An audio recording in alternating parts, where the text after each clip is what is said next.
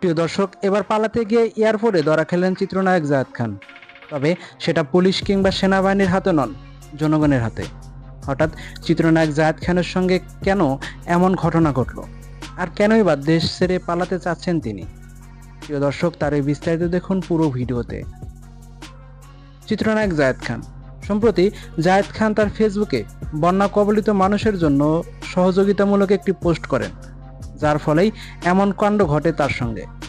জায়েদ খানের শেয়ার করা সেই পোস্টের কমেন্ট বক্সে নানা রকমের মন্তব্য করতে দেখা যাচ্ছে নেটিজেনদের।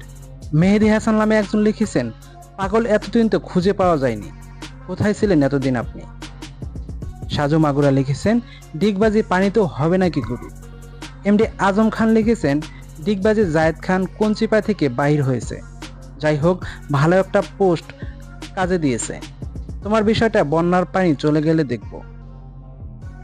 সনি শোয়েব আক্তার লিখেছেন, ফোনের অপেক্ষায় আছি, তুমি তুমি কত উপকার করতে পারলে সেখানে যাও, না পারলে ফেসবুকে ডিগবাজি দাও। মঈনুদ্দিন সিদ্দিক লিখেছেন, এই দালাল নিপুণ এর সাথে মিলে সারাদিন রাজনীতি নিয়ে ব্যস্ত ছিল, এখন আওয়ামী লীগ বাদ দিয়ে ভালো সময় ভালো সাজছে।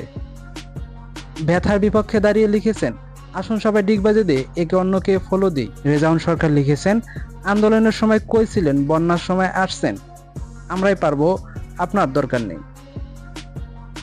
আর ঠিক এইভাবেই যেন নেটিজেনরা জায়েদ খানের সেই শেয়ার করা পোস্টের কমেন্ট বক্সে মন্তব্য করছেন। প্রিয় দর্শক, এই বিষয়ে আপনার কি মতামত অবশ্যই কমেন্ট করে জানিয়ে দিন নিচের কমেন্ট বক্সে, এবং আমার চ্যানেলটিকে সাবস্ক্রাইব করুন। অসংখ্য ধন্যবাদ সম্পূর্ণ ভিডিওটি দেখে সঙ্গে থাকার জন্য।